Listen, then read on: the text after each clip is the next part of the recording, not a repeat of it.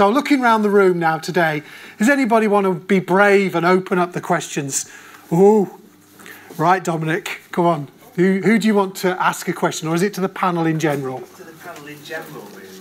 So just explain who you are, Dominic, for the audience. Dominic Harrison, Director of Public Health Blackburn with Darwin. Just want to say this morning was brilliant, and I've actually learnt more this morning than I've learnt from all sorts of things I've been to recently, so really helpful.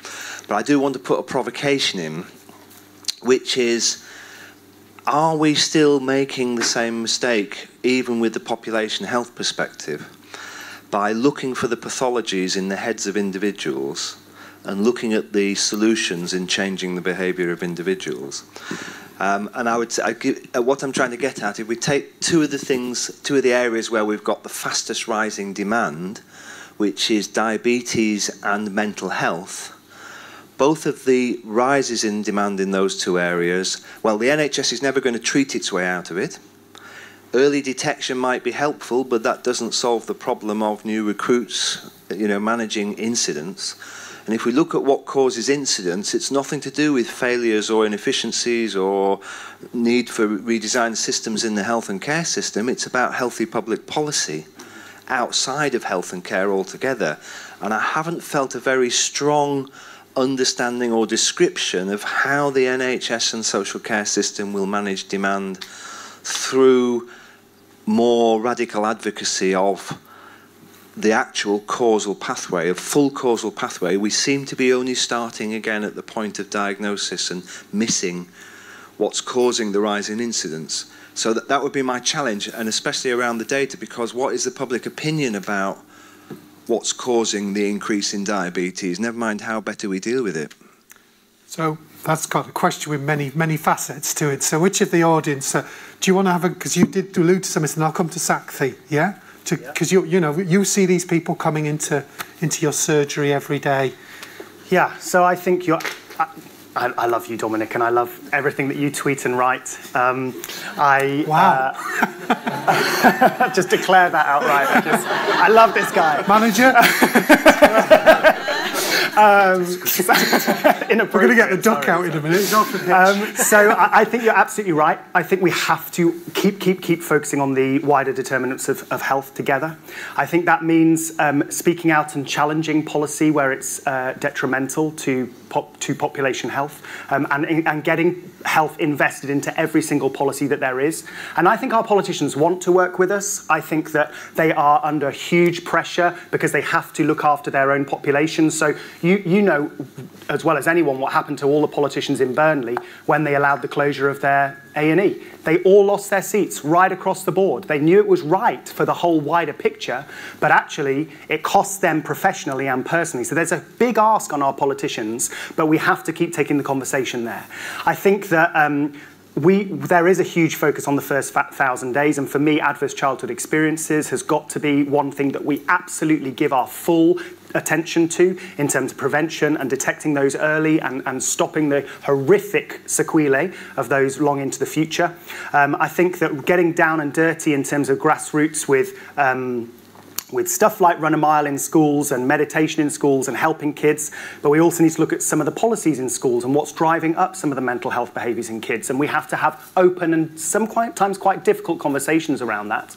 But I think the other thing that we really have to focus on is some of the big ticket stuff like supermarkets. So one of the things I'm really hoping for over the next year and a half is that we will become the first ICS in the country to have the supermarkets completely changing their strategy in terms of how they're positioning goods, how they're advertising. And I'm currently sitting in several meetings in London on a monthly basis with Tesco, with Sainsbury's, with Lidl, with Aldi, with Iceland, with Pepsi, with Nestle, Danone, all the big manufacturers, and we are putting a really strong challenge to them from the NHS and from Public Health England that they have a flipping ethical and moral responsibility to change the way this nation shops. And it's not about being the nanny state, it is about the fact that they are making profit from shoving shoving sugar down people's throats and actually never thinking about the consequences apart from the profits for themselves. Now, that is a massive challenge, but actually they're hugely on board with that now. And thanks to campaigns from people like Jamie Oliver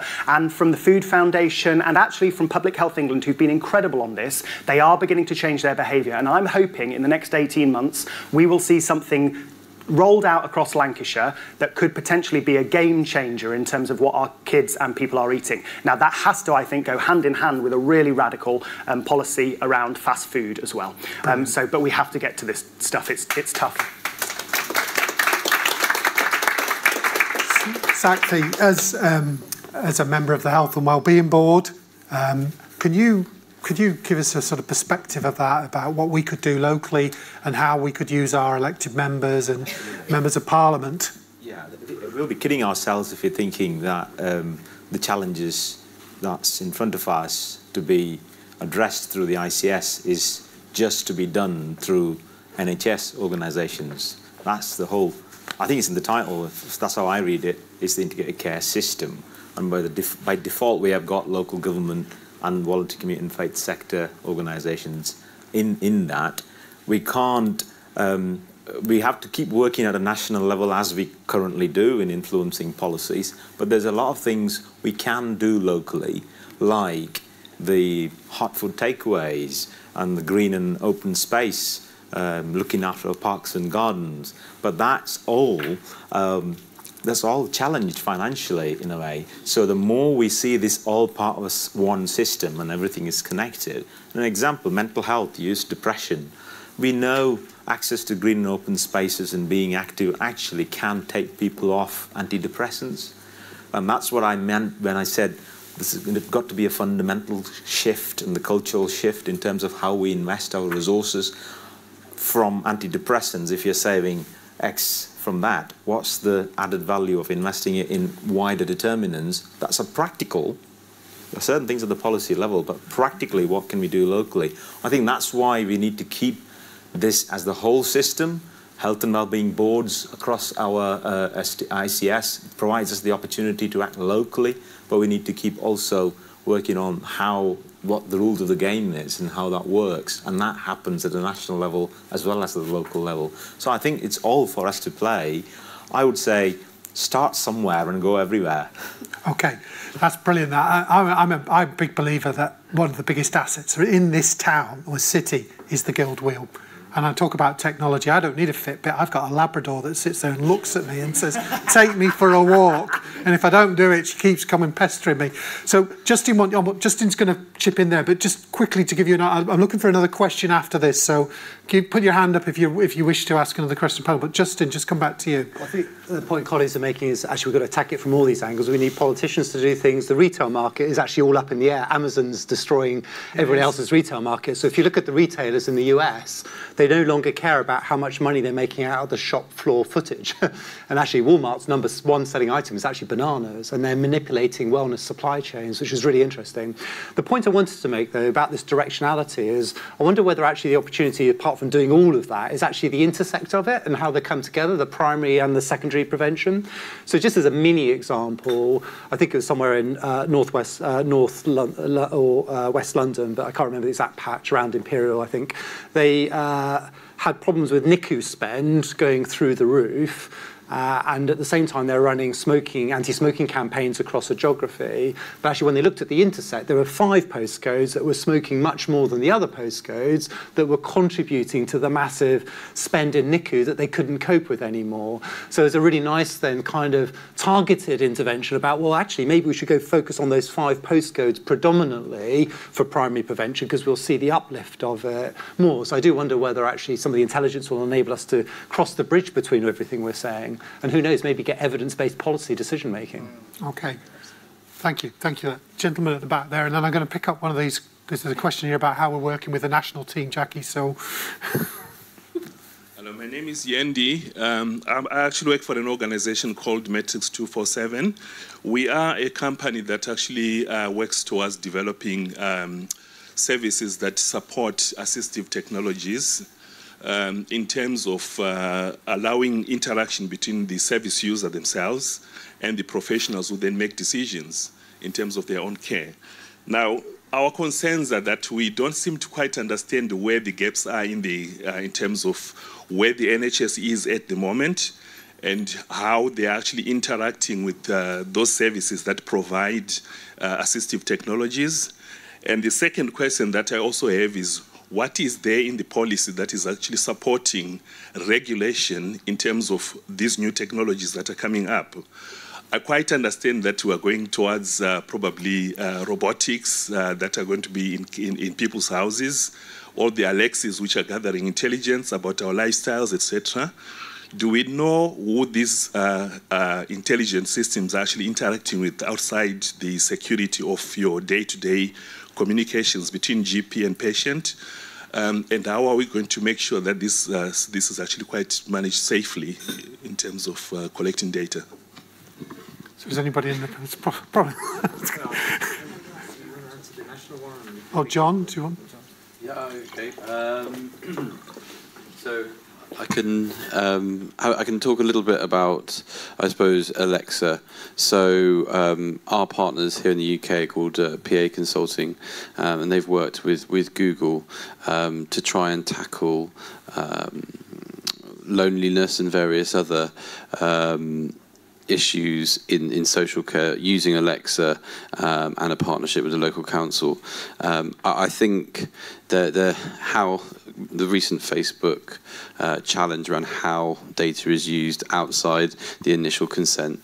I mean, I'm no expert, I'm afraid, but certainly in this situation, it's very much fenced off and adherent to the requirements. I think regulation isn't keeping up with the rate of change in this space. If you think Facebook is, I don't know, when was it, 2006? It started to look at the size of it now. You know, it's completely impossible to keep up. So our regulators aren't necessarily regulating in the right way and not ready for the new model. I mean, integrated care also, I think regulation needs to move forward in that space.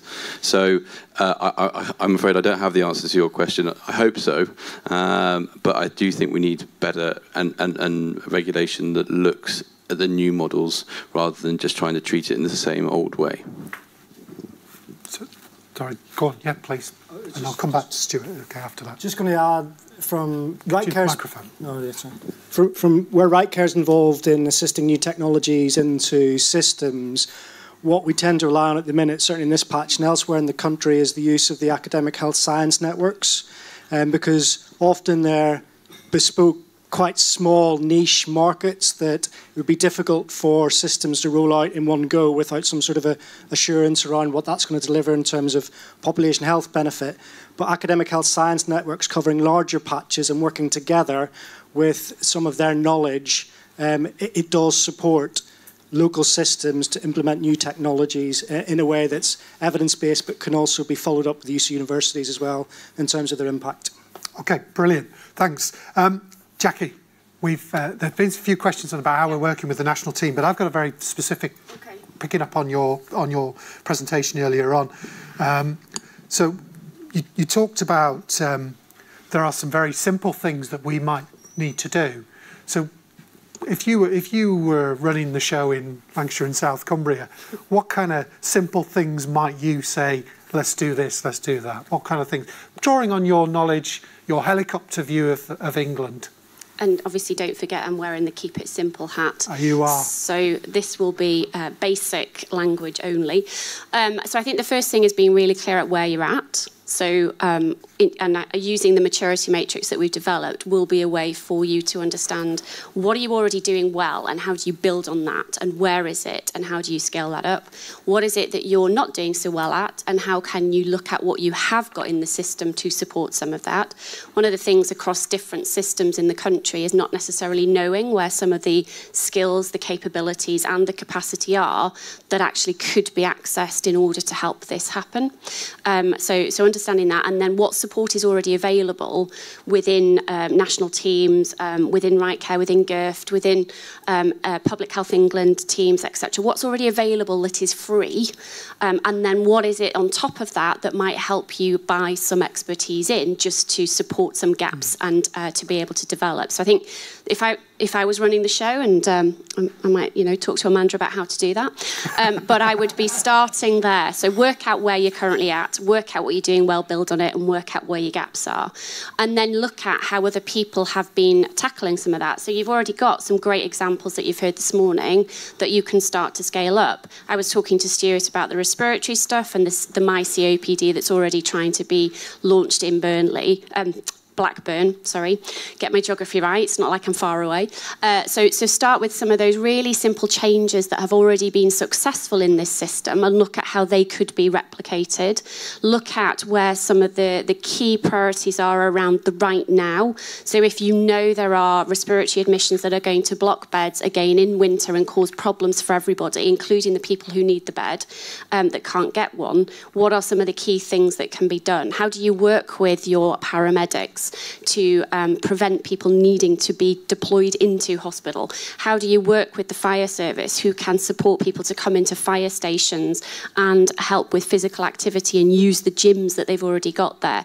So what are the total assets you have to your available to you? How do you maximise the use of those, and then how do you start to move them around to meet where the specific needs are to address the inequalities? Fantastic. Just looking around, is there any specific questions? Because I'm picking again off the Slido, and I've got, it is going to be to all of you really, but we're going to pick it up in parts. So, Sakthi, you didn't really mention it today, but you have talked passionately about atrial fibrillation, yes. And that we know there are around 3,500 people who've, or that's double that, but let's go with 3,500 because that's a big number of people who've been diagnosed with atrial fibrillation for whatever reason. They're not getting the right kind of treatment. What are we going to be doing in the next 12 months, 18 months? So this is one of the priorities for this year. I actually tweeted about that this morning, so it's just daily business for me. We have about 7,000, just over, people with AF who we know that they've got AF and they're not on treatment, and we know that they haven't got any contraindications for the right treatment. I think when I look at it, that's the sort of headline. But when you start talking to people, I just feel in some parts of Lancashire and South Cumbria, 90% of those people or 95% of those people are receiving the right treatment. So for me, I think the future is here, but it's just not everywhere, as Mia Gray would put it. And that's why the adoption and spread of good practice is so fundamentally important. We don't have to reinvent the wheel of a group of GP practices who worked out the read codes, worked out the pathways, worked out how best to do it without taking up extra GP's time, worked out how to engage with people to actually get them take the medicines properly. So I think that's exactly well, it's one of our deliverables this year. So we are on a mission to actually take those nuggets of practical, real life, here and now, right now examples to actually say to people, have you seen this to start with? Are you aware somebody's doing it?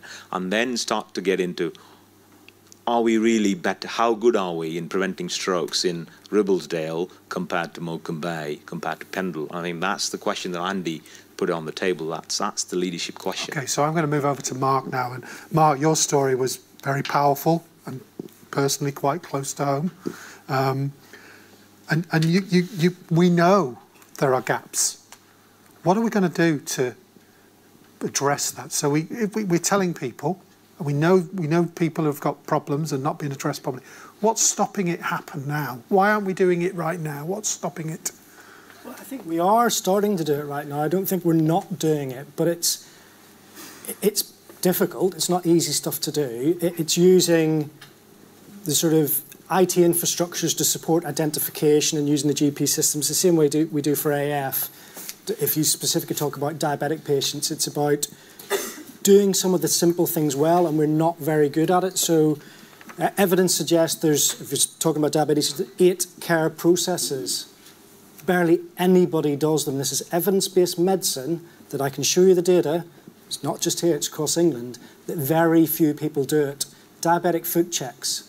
there's no massive science in diabetic foot check, but at the minute it seems too difficult for a patient to take off the shoes and socks and go in and see somebody with adequate clinical knowledge to look at their feet. Just that 3-minute take your shoes and socks off is too much. But yet the benefit of doing that well is massive, saving legs, keeping people at work. So do you think this is hearts and minds of the frontline staff, or is this just busy, or is it, what are the...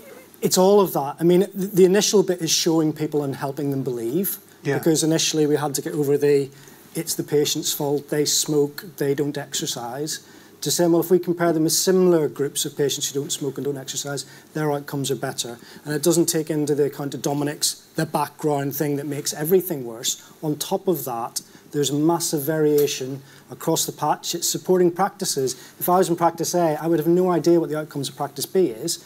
I would know the individuals and there'd be a competition there, but there's no real score sheet to say that you're doing all your diabetic foot checks and you're not having amputations. We've got 10 amputations a year and we're not doing that. It's about showing people. I think when you show them, they're able to do the willing. They have the skills already that they can use. And the how-to is about patients and clinicians working together to design that how-to. Brilliant. Just two very quick things on that. I think it's really important that we continue to focus on a workforce strategy across the ICS. You know, the reality is in Morecambe Bay alone, we're 168 sessions a week short of general practice time. Okay, that's GP shortage. Now, that's one of the better areas. So when we talk about the lack of some of this work being done, we are struggling with workforce numbers, and we have to continually build a workforce strategy that attracts people to this phenomenally brilliant area and gets people to work with us, because without the numbers and bums on seats, especially in our deprived communities where we consistently have lower workforce numbers, even though we know that we need more workforce numbers. I don't know if you saw how many physicians they had per bed in some of those ones from America, but that was an amazing stat, wasn't it? And you think, well, of course they can do some of this work because there are bums on seats doing it. So the workforce strategy is key. But the second thing that's really important is to recognise how we help people self-care. So we're trying to be very proactive using GPs, who are 94% the most trusted people in the UK, to actually just get good information out there. So I make quite a lot of videos. Last year, we did one on loads of self-care advice for parents who are consulting about issues with their kids. We saw an 80% reduction in kids coming with otitis media to the GP because we had information videos with a GP that people trusted getting that information. We've actually done a similar outreach video with AF. Now, interestingly, our guys in Morecambe Bay don't tend to use YouTube. If we put the videos out on there, we get about 500 hits. If we put them on Facebook, we get minimum 5,000 hits. Now, that's really good advice. So we're trying to be as proactive as we can, using GPs to get really good information out there, teaching people how to check their own pulse so that if they recognise that there's a problem, they then book an appointment with their nurse to get that checked and get on the right medication. Brilliant, thank you. There's a thing on Twitter last night, I think Linda sent it out, take the care to where people are, which is that. Jackie? That's kind of what I was going to emphasise. Sorry. It's really helpful. I guess it's going back to what is it that we're trying to support is what's important to the person we're trying to support. So stopping us trying to work out solutions without actually finding out from people what matters to them. So if I use my dad again, the reason he uses my COPD app is because he wants to stay well, because when he's ill, it impacts on the fact he can't do the stuff he likes to do. But he uses my mum to help him to do that. And I think it's about the right skills in the right place. It's not about the clinical workforce all the time. We're never going to get the right clinical workforce, but actually we've got volunteers, we've got community assets, we've got people we can train up who are willing to be peer support people, and we've got an estate strategy that we can start to be a bit more savvy about the totality of what we have to our local communities. That doesn't mean we have to bring them into an NHS facility. We can help them go to where they are with what we've got. Okay, so we're nearly out of time, and I would hate to come between you and your dinner. Lunch, sorry. You can tell I'm not very cultured. So I'm just going to ask our panel to give us the kind of last word, and you're going to get the absolute last word, and I've got a question for you at the end. But Sakthi, just kind of sum up, where are we going to go over the next year? What do we need to do? I think the one thing in my head that we need to do is to really keep us all connected and work from our expertise. I think the expertise is in the room, and it is very rare to have the expertise that's needed to improve population health within one individual or one team. So it's about how we start to recognise and mobilise ourselves as part of the system fundamentally. Brilliant. It's everybody's business. Well done. I was going to say, where's the money, but we'll do that at lunchtime. We've already had that. Okay, good answer. Good answer, John. Can I just reflect one point back upon your father and him saying, "This is what I want to get to. This is my goal." I think there's a couple of subtleties after that we need to start asking. So asking people what they want to achieve, I think, is really important. Asking instead of asking what's wrong, and then when you're asking for data for them from them that we can hopefully use. Relating it back to that goal and being really clear about how you use it, I think is a really important part of Incent. So if we can be more engaged and really be more thoughtful about how we ask those questions, I think that will really help over the next 12 months. Thank you. Justin. I was going to make a comment on skill sets and capacity, because I think we've had a bit of that elephant in the room and the Can you hear, Boris? Sorry, just I'm conscious of the microphone. Mine might not be switched on. Skill sets and capacity. I think we've been talking a bit about the elephant in the room, about double running costs and how do you get it going. And I think in reality is we're just not going to have enough skill sets. They're all out there somewhere. We've just got to go and harvest them wherever they are. Public health clinicians are now running population health programs, which is great. Where are our intelligence? Where's our data analysts in universities? We've got to find a way to pool the expertise we do have whilst we train up the broader workforce. Otherwise, we're going to get stuck very quickly because we don't have enough skills. Okay. Oh, I was too busy listening to everybody's answer. Just go back to football. England. So for me, I think what we have certainly not a shortage of is evident by the people in this room, but we talk about resource, and fair enough, frontline resource may be in the wrong place, we may be able to shift it, but the people who are going to be able to facilitate that are all sitting here and out in the wider system. We need to stop doing things 3 or 4 times. And hopefully as we move towards a larger population supporting some of this change, we can get into that. But at the minute, when I look across and I work with providers, commissioners, there's lots of people doing the same thing, counting the same numbers and then marking each other's homework. We need to stop doing it multiple times and just get on and do stuff together.